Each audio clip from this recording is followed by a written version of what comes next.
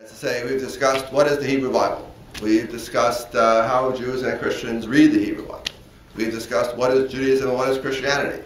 We've discussed how Judaism and Christianity became separate things in the course of the first and second century, focusing on that, the formative period, first and second centuries. All that by way of introduction. We will now, from this point through the end of the course, we'll be marching our way through a series of rituals that seem to be commanded by the Hebrew Scriptures, which are, these commandments are interpreted one way by the Jews and interpreted some other completely different way by Christians. And isn't it fun to see? And that's what we're going to be seeing. First, a set of rituals, and then we'll be looking at a set of theological tenets. Remember? Tenet, T-E-N-E-T, right? Of theological tenets, which again are ostensibly derived from Scripture, both on the Jewish side and the Christian side. That's what we'll be doing for, well, henceforth, to the end of the term. So today we're starting with rituals first. And of all the rituals to start with, of course, circumcision takes pride of place. So that's what we're talking about today and Wednesday. Okay, is it clear where we are and where we're going? Good, so let's get right to work. So, circumcision, right? So circumcision means, comes from Latin, to cut around. Cutting around because a cut is made around the shaft of the male organ to remove the piece of skin called the foreskin. There we go. I need to make it clear right away up front that many middle-class American males are circumcised.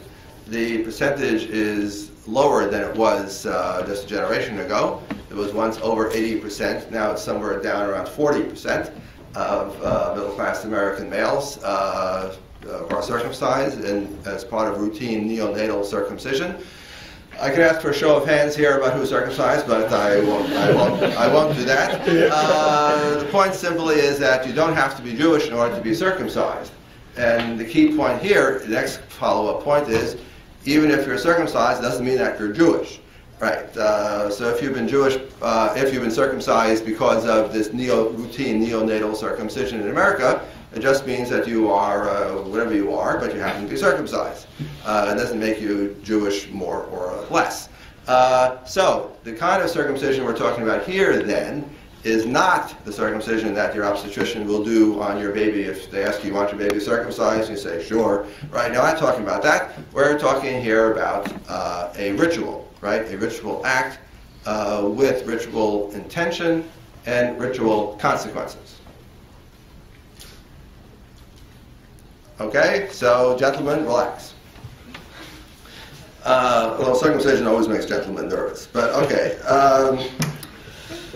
So, circumcision is, then we're talking about the circumcision commanded by the Torah. The circumcision that then becomes a or the key ritual marker of Jews and Jewishness.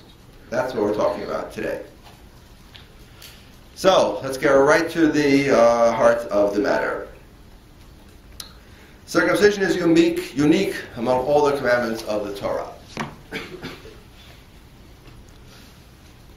Okay, I ask you to look at the main chapter in the Torah about circumcision, Genesis chapter 17, right, in which God commands Abram to circumcise himself, age 99, circumcise himself, and to circumcise all sons that will be born to him henceforth, and circumcise all the males of his household, meaning slaves or servants. The chapter is arranged in a rather dramatic way, contrasting God's instructions to Abram and God's instructions to Sarah. And there the gender aspect comes up again. That's what I speak about in my book. But I try in my book to give a general sense of what's going on in the chapter. So now I'm not going to repeat what's in the book, too much I hope. I just want to focus on the big picture and the big important elements. So, circumcision is unique among all the commandments of the Torah. It is the only ritual commandment given to one of the patriarchs in the book of Genesis. Well, there's a prohibition that's also given, but we'll talk about let's explain this point.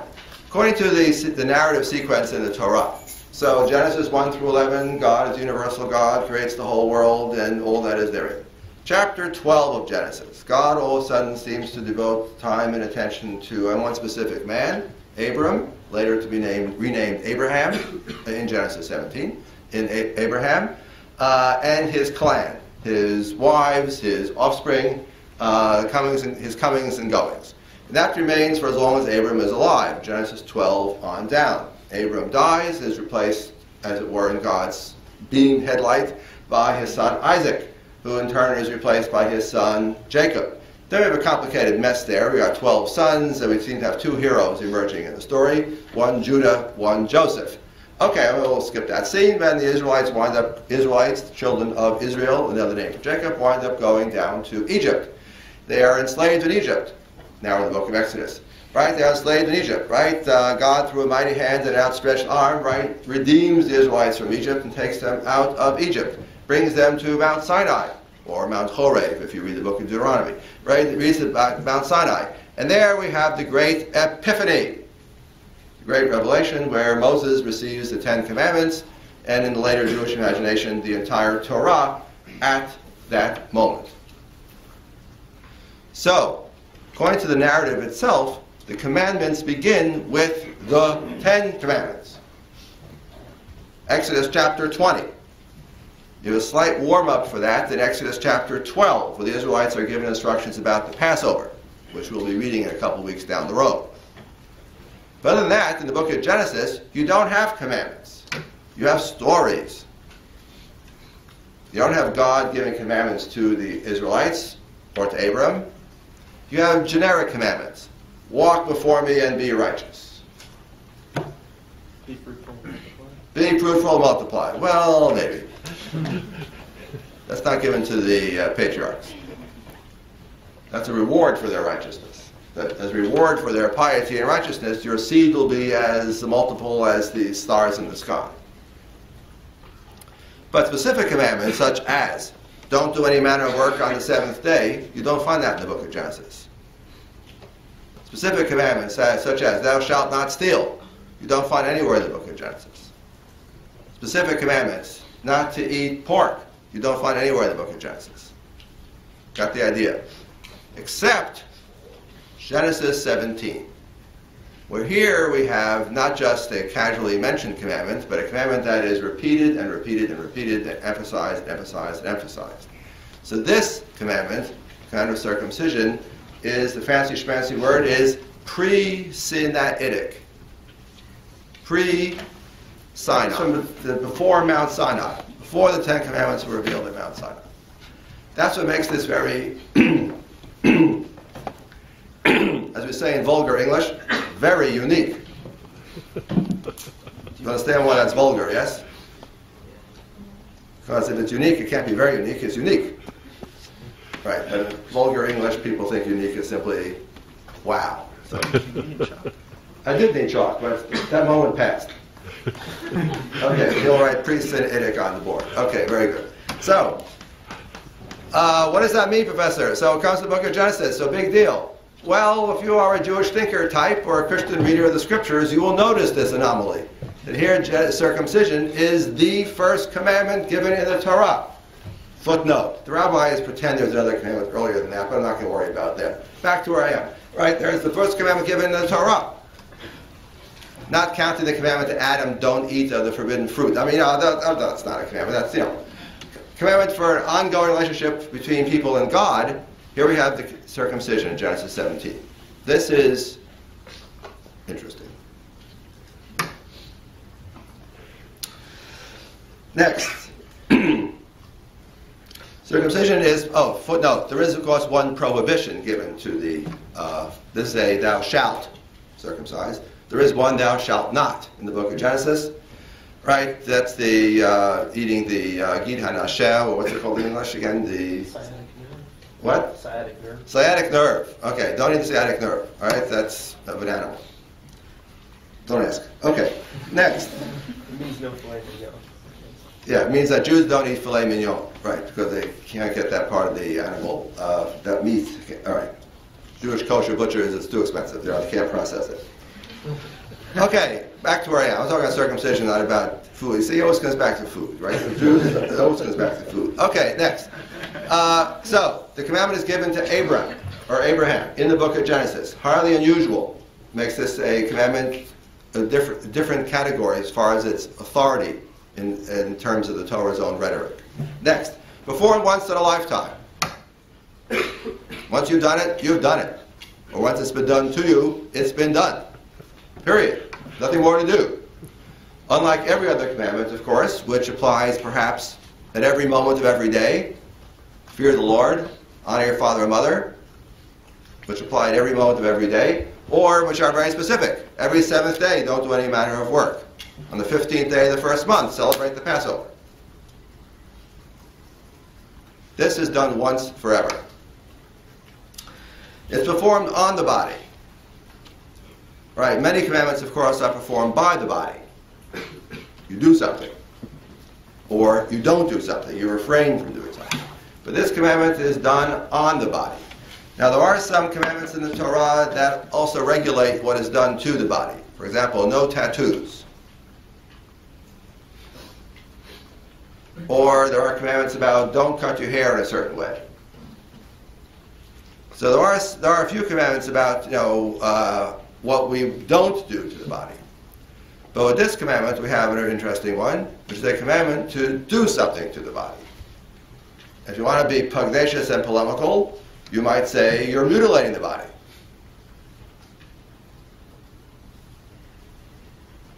If you don't want to be polemical, you say you're changing the body. If you want to be apologetic, you say you're improving the body. But there's the only such commandment. And in fact, it's a little odd, if many people think, why there's a prohibition to tattoo, but there's an obligation to circumcise. Interesting. So, on the body. Last, on my special, makes this commandment unique among all the commandments. It's called brit. Right? Or in the Ashkenazi Hebrew pronunciation, bris, but usually we say now brit. Same word, B-R-I-S, B-R-I-T, B-E-R-I-T. It's the same word, right? Brit or bris. It is the covenantal commandment par excellence. Right? This commandment is the covenant. Now, what is a covenant, you ask? We'll come back to this in a couple of weeks. A covenant is that contractual relationship, mutually binding set of conditions that link Israel to God. Israel and God, we got a deal. We have a contract. We have an understanding. And the word for that is covenant. Or as we'll discuss in a couple of weeks, it's not natural, it's constructed. This is an extraordinary idea that the ancient Israelites have in the Torah. Right? God and Israelites come to terms. Those terms are the covenant. That word we used is brit, or covenant. Sometimes translated in the Christian translations as testament. There's an old one, then there's a new one. Jewishly speaking, there's only one, period. So that's the covenant. Now, among the uses of this word, brit, interestingly enough, this commandment, almost alone of all the commandments, can be referred to as the covenant. Meaning, circumcision. Now, there's only one other commandment in the Torah that we see the similar kind of usage. I deliberately was vague in my handout. For a quick quiz here for you day school kids, Sunday school kids, Bible school kids. Right? So, for 10 points. And an opportunity to go on to the bonus round. What is that other commandment in the Torah, which also, at least one biblical passage in the book of Exodus, is called the commandment, the covenant? Harry. Sabbath. Sabbath. You get 10 points. Your parents got their money's worth out of Maimonides, right? Right. So there was one passage in the book of Exodus where the Sabbath is also referred to as the covenant, or the sign of the covenant. Interesting language. But what's amazing about Genesis 17 is that the word covenant appears 13 times, as we'll see in one moment. Appears 13 times in the chapter of 17. So, what do I deduce from all this, class? The fact that circumcision alone is given in the book of Genesis before once in a lifetime, done on the body, and is called covenant. I would deduce from that circumcision, in terms of the Torah's own hierarchy, is pretty damn important. Right? Whoever wrote Genesis 17 clearly thinks that circumcision is a big deal. It's not just another commandment. It seems to be something sui generis. It's a category of its own, with a significance of its own, and a potency, I'm tempted to say, right, that is greater than that of your run-of-the-mill commandment. Like, thou shalt not steal, honor your father or mother. This is different. Now, what does it mean? That's the question we'll turn to next. Okay, questions? Yes, ma'am. I thought God had established a covenant before, like with Noah after the flood, which was like Genesis 9. Excellent. Right. So, right, you have in, excuse me, you have in the Torah a series of covenants. Right. You could argue you have a covenant between God and Adam and Eve in the Garden of Eden, right? So I'm giving you a Garden of Eden, but it comes with conditions. Don't do X. Surprise, they do X, right? Right, and then they get kicked out. Then we have another covenant between God and humanity. Humanity sins and God brings the flood. Then we have Noah. In the case of Noah, in Genesis 9, we have the language of covenant is used specifically, right? It's explicitly. Before that's implicit. Here we have the language of covenant used explicitly, right? And after the flood, the rainbow is the sign of the covenant. Same in language as Genesis 17. It is the sign of the covenant. Then you have the covenant between God and Abraham, and then God and the Israelites, and so on. So you have a string of covenants. What that means exactly, I'm not sure. But this is the only one that is ritualized, right? Where this covenant, the relationship between God and Abraham, you're my guy, and Abraham says to God, you're my God. You know, we got a deal here, right? The two of us. And God says, I'm going to seal the deal. Circumcision is the seal. That's the word later Jews used to refer to circumcision, right? We're going to seal the deal with circumcision. Well, that's where I would say at that point, this is something qualitatively different. Good. Questions, observations, complaints? Any gentlemen feeling queasy, or we're okay here? Good. Then we'll keep going. Okay, so it clearly is the eyes of the narrator in Genesis 17. Circumcision is qualitatively different from your run-of-the-mill commandment. Now, what does it really mean, or what's the narrator trying to tell us, or what's up the narrator's sleeve? Well, at that point, we need to start to investigate and sort of look around. So, Genesis 17. Here's where I do repeat slightly some of the stuff that was in the reading. It's very clear in Genesis 17 that there is an association between circumcision and progeny, circumcision and fecundity, circumcision and land. So we seem to have a triangle. Namely, Abraham is 99 years old. This poor man does not have an official heir yet. He has a son by a handmaid, Hagar, right? That son is Ishmael, right? Perfectly nice fellow, right? But, you know, it's the son of the handmaid, right? It's not a son from a wife. The wife is Sarah, or Sarai, now called Sarah. Now, if you ask what's exactly the difference between a wife and a handmaiden, well, that's an interesting question, which I don't really know how to answer fully. But clearly this text assumes there is a difference in status. So from the wife, he has no offspring. From the handmaiden, the concubine, if you will, he has Ishmael. He's 99 years old, you know, let's face it, you know, he's getting a little desperate. So God says, be circumcised. Thank you. God says, be circumcised. and I promise you a mighty progeny. Well, guess what? Guess what happens in the next chapter? Isaac is born. See? It worked. Now that we have an official heir, Isaac, son of the promise, or son of the covenant, he's called in later Jewish readings of Scripture, right? Just now we have an official heir. Part of being an official heir is you got to inherit something.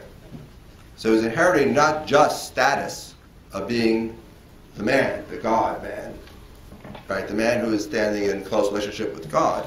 He's also inheriting the land. That's what I meant by we have circumcision, progeny, land, right? These three come together in Genesis 17.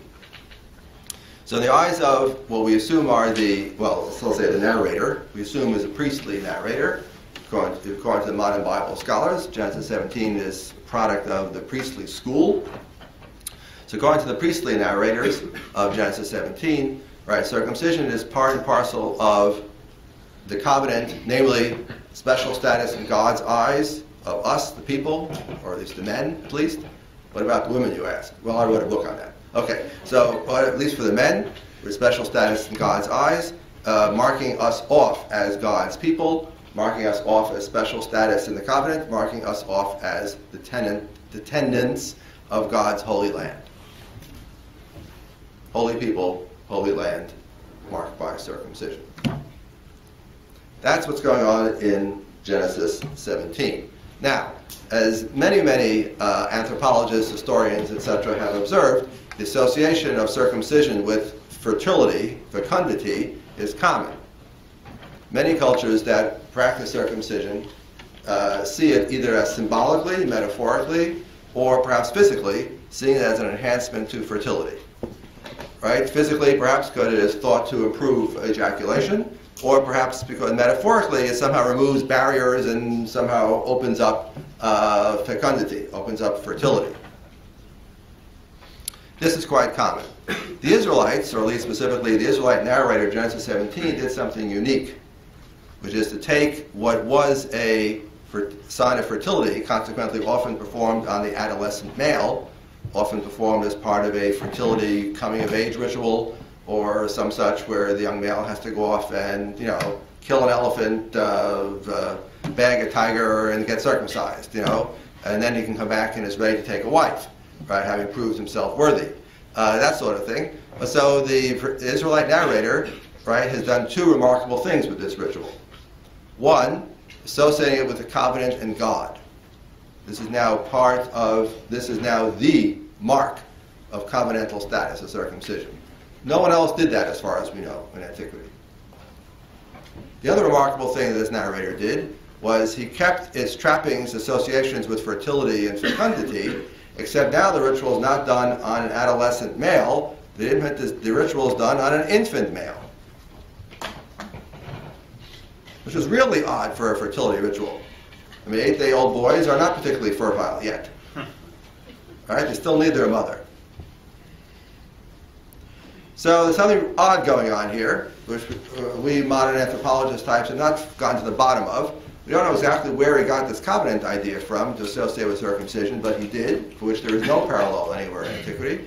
And moving a fertility ritual to that of an infant boy means, in effect, that the ritual is marking the fertility, not the future fertility of the boy, but it's marking the present fertility of the father. So it seems to be a ritual that binds father and son.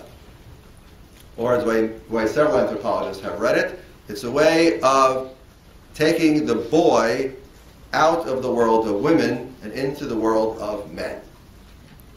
Here is an infant recently produced by a woman, the mother, right, without whom this infant would not be, and without whom this infant would die, since after all, in ancient cultures, the mother nurses the baby, or some woman nurses the baby, but the mother nurses the baby, right? But it's our way of, society's way of saying, the woman belongs to the mother, yes, but socially speaking, this is a man in the future. This is a future male who will inhabit the world of men, not the world of women.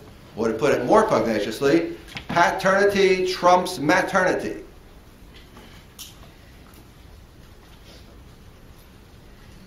Witness the fact that Ishmael, son of Hagar, very lovely young man, very nice young man, we wish him only the best, but goodbye.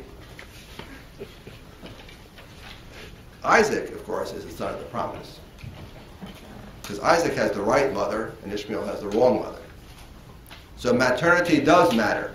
The circumcision is now at tension with this, in which we think paternity is reasserting itself via circumcision. Okay, those are some deep waters. You take Anthro 101, where if you do studies of ritual, I guarantee you you'll do two rituals. One is sacrifice, because everybody does that in Anthro 101. And the second ritual you're likely to study in Anthro 101 is circumcision, which is probably the world's most widely practiced ritual. And you will discuss this. And the meanings associated with circumcision are this long. What's remarkable, Genesis 17 echoes many of these universal themes, but does so in a peculiarly Israelite way. Associated with God, moving into infancy ritual, paternity. This is an interesting package.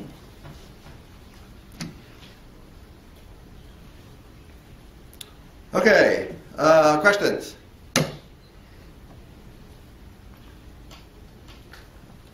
No? Okay. I guess it means you all agree with me. Oh, you're all asleep. It is warm in here.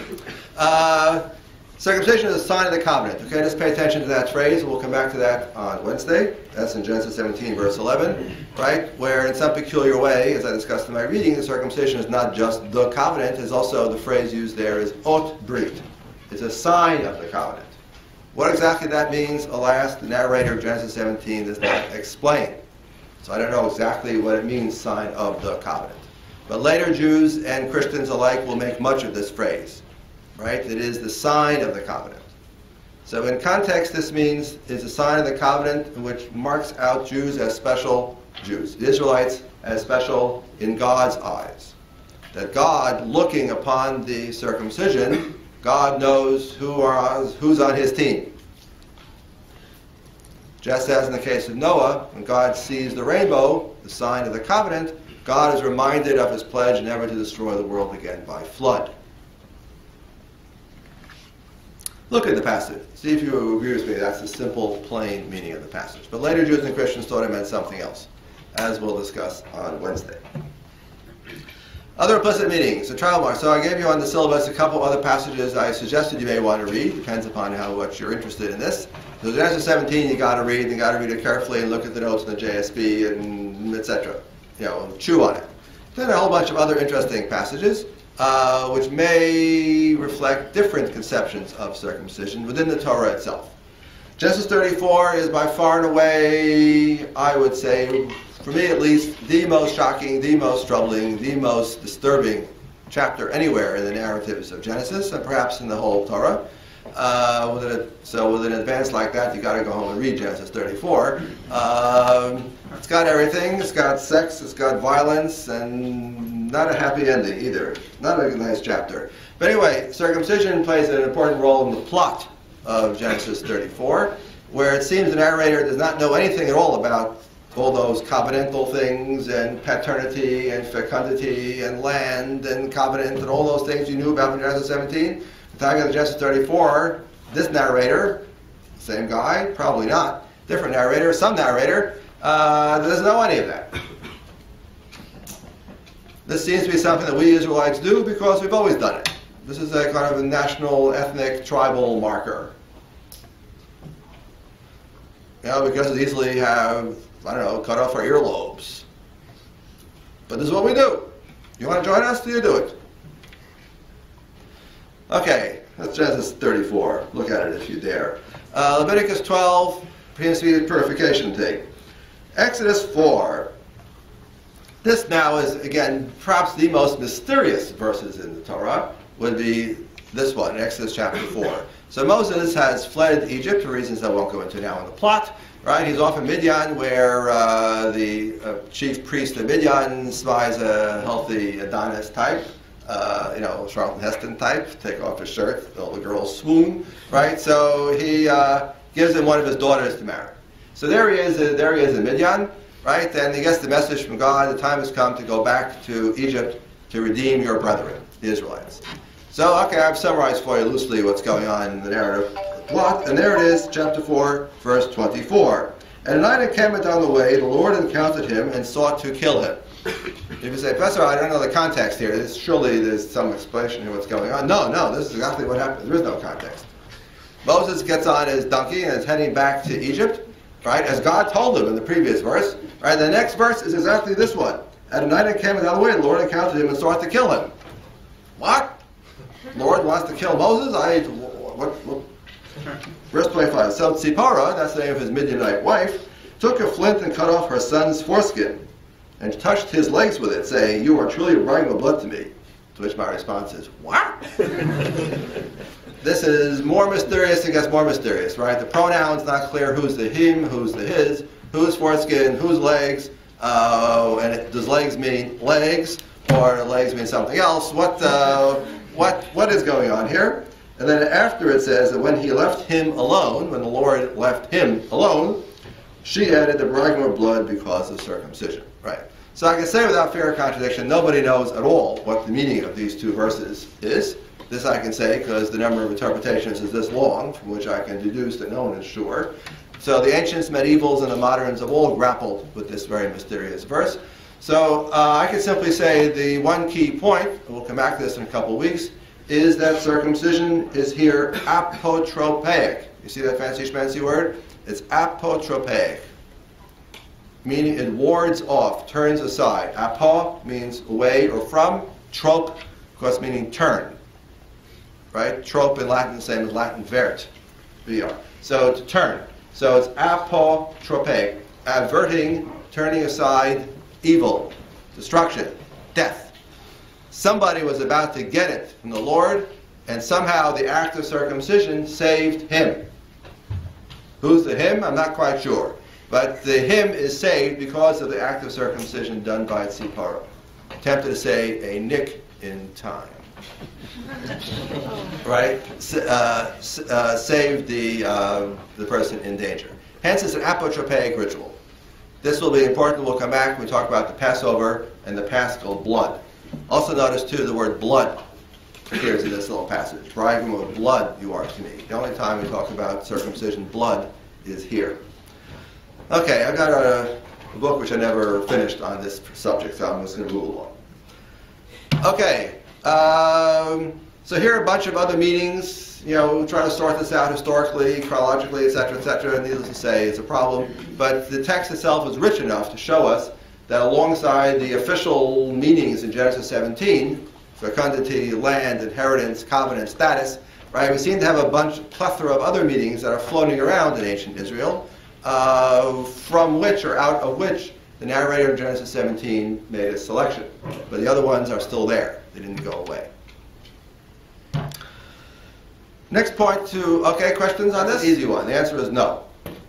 Okay, the idea that circumcision is a hygienic ritual to prevent phimosis or, infection of the foreskin or other such things, right? These are modern readings, which actually go back to antiquity, but they're particularly common among certain kinds of Jews for whom a hygienic ritual is rational and therefore defensible, whereas this mumbo-jumbo gobbledygook about God and covenant and Torah and status is not rational.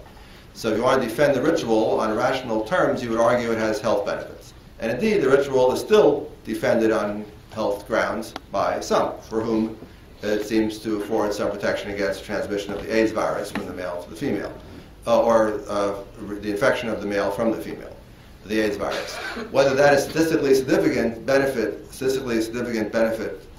coming out wrong. Whether that benefit is sufficiently high statistically so as to justify routine neonatal circumcision, that's a question for public health policy, right, and for insurance companies, right? But that's a different kind of question than what we're discussing here. Okay, the hygienic idea is not found anywhere in the Torah. And similarly, when we get to the food laws, right, the idea that Jews are told to avoid pork because Moses was trying to save them from trichinosis, right, is also not likely. That's a secondary reading of what's going on. It's not in the text at all. Okay, but we'll come back to that. So the short answer is no. Other questions? Good. The next important point you need to remember is this metaphor, circumcision. That circumcision means cutting off the foreskin. So already the Bible itself, already the Torah itself, already knows that just as there is a foreskin in the flesh, and circumcision means cutting off the foreskin, taking a knife and cutting off the foreskin. Similarly, there is a metaphorical foreskin, which also can be or needs to be cut away. So here, this is unusual. There aren't too many other commandments where I can see the language can be shown to be used either literally over here and also metaphorically.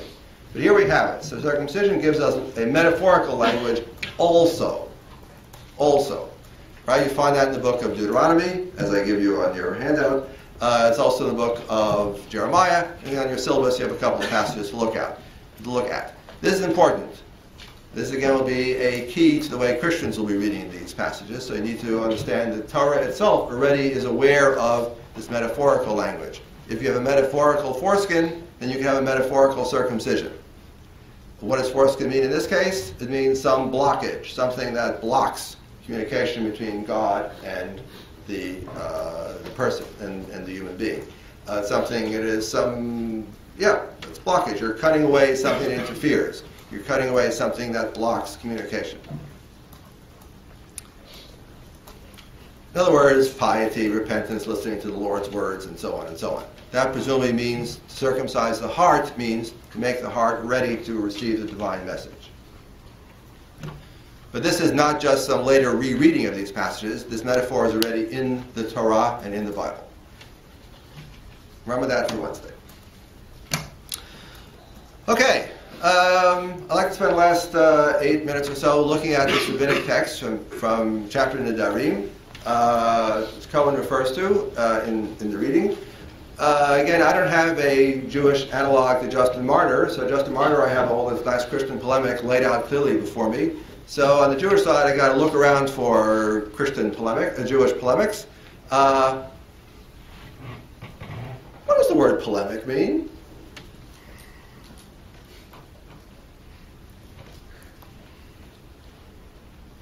Quick, you're all Googling it, I know right away, that's what I'm saying. I used the word, 500 times today? Right, so what does the word polemic mean?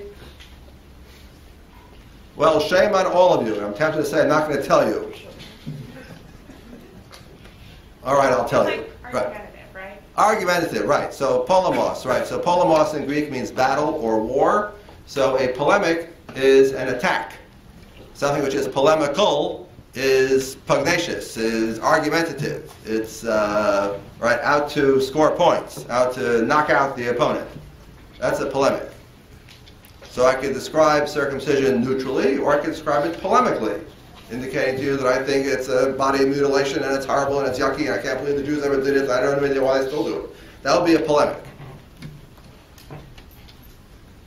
All right, the opposite of which would be apologetic, which would be to ward off a polemic. Okay? Back to where I am. David, you look unhappy with this. You're okay? Good. So Justin Martyr, as we'll see on Wednesday, our first good, clear example, right, is writing polemically. He has very clear ideas about circumcision, and he's not embarrassed to say it, and he's clearly attacking the Jews' interpretation or understanding of these very biblical verses. So I'm looking around for a nice Jewish reply. I don't have a Jewish anti-Christian book. I have to wait for the millennium to go by in antiquity to get one. So I'm looking for one, and here I found one. It's covert, it's implicit, but I think it gets the job done. This is from Tractate Nedarim, from the Mishnah. So again, the Mishnah, don't confuse the word Mishnah with the word Midrash. Midrash is scriptural commentary, scriptural exegesis. We already used that word once. Right? Whereas Mishnah is a book of the 2nd century, the first rabbinic book. It's a law book. It's a book of laws. Book of laws, full of legal discussions. So here is Mishnah Nedarim.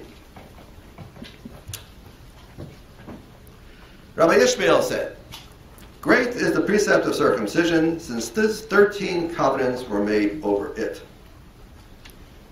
The footnote will explain to you what that means.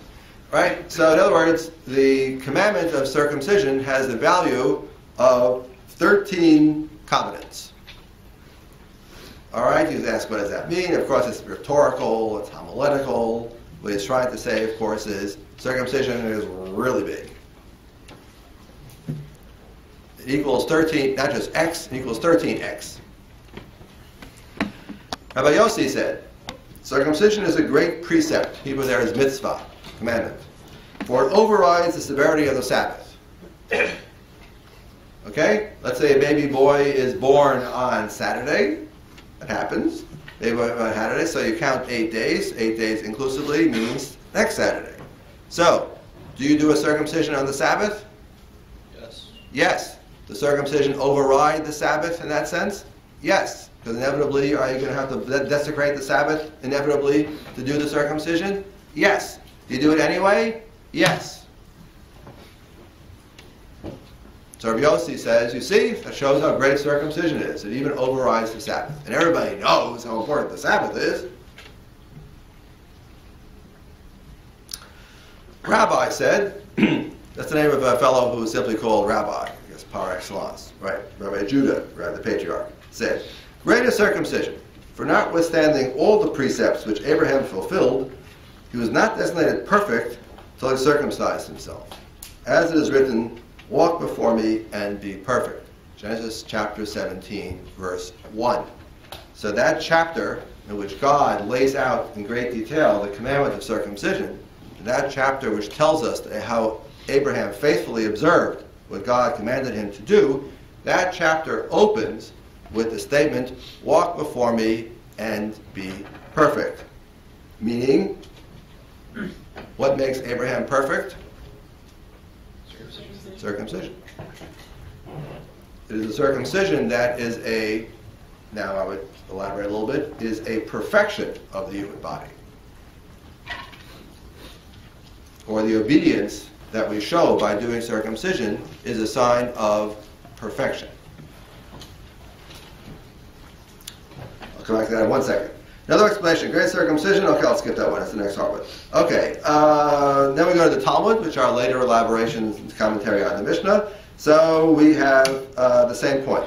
It was taught, Rabbi said, greater circumcision, for none so ardently busied himself with God's precepts as our father Abraham, yet he was called perfect only in virtue of circumcision. And we have another version, next paragraph, greater circumcision counterbalances all the other precepts of the Torah. Last paragraph, great circumcision, since but for it, heaven and earth would not endure. It has cosmic importance. Now, I realize most of you are not familiar with rabbinic style or rabbinic homiletics, or perhaps rabbinic exaggeration, but trust me on this one. This is not routine. Rabbis don't go around saying, eating matzah on Passover is the greatest precept, to equal all the other precepts in the Torah. But honoring your father and mother is, but for honoring your father and mother, heaven and earth would not endure. No, they don't talk that way. There's something odd about circumcision to elicit this kind of, let's be honest, ladies and gentlemen, exaggerated, over-the-top praise. Presumably, these passages are not innocent bits of homiletics. Presumably, these passages are the rabbis responding to something or somebody out there who one assumes is saying the opposite. Now, it would be nice if they're Christians. That would be lovely, because now I have a real perfect debate, as we'll see on Wednesday. Christians will cite, started already with Paul already. Paul cites as the proof text that we Christians don't need circumcision of the flesh. Who is my biblical paradigm for that in Paul? Chutzpah. It's Abraham. Because Abraham in chapter 15, 2 chapters before chapter 17, Abraham is called righteous. Abraham is deemed to reckon righteous in God's eyes. And Paul says in Romans, you see, Abraham is fully righteous in God's eyes, chapter 15. He's not circumcised yet, and he's still righteous before God. It shows you don't have to be circumcised to be righteous. You can be righteous before God without circumcision. And this passage says in reply, oh yeah, you can be righteous, but you're not perfect.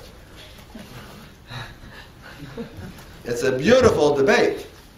You can be righteous, but you're not perfect. You want to be perfect in God's eyes, blameless in God's eyes, you got to be circumcised. That's chapter 17, which the Christian says, yeah, I know, but chapter 15, you're righteous.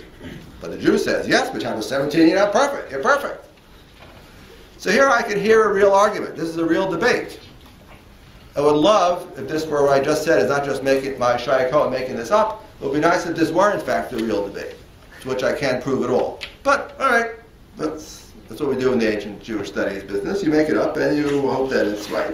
Okay, but in any case, we have this, even if this construction is not exactly right, at least we see that this passage is exaggerating, is bestowing extraordinary value and significance on circumcision, probably because there are Jews out there who in fact are denigrating it. Or there are Jews out there who are saying, it looks like it's important. I admit Genesis 17 seems to swell beyond the normal reasonable statement about the value of a commandment, admittedly, but I will explain to you why you really don't need it. I'll explain to you why it is not as important as you think it is. And this rabbinic text comes and says, no, it's even more important than you thought it was. Okay, the other half of this discussion will continue on Wednesday. We will look at the Christian side. Okay, everybody.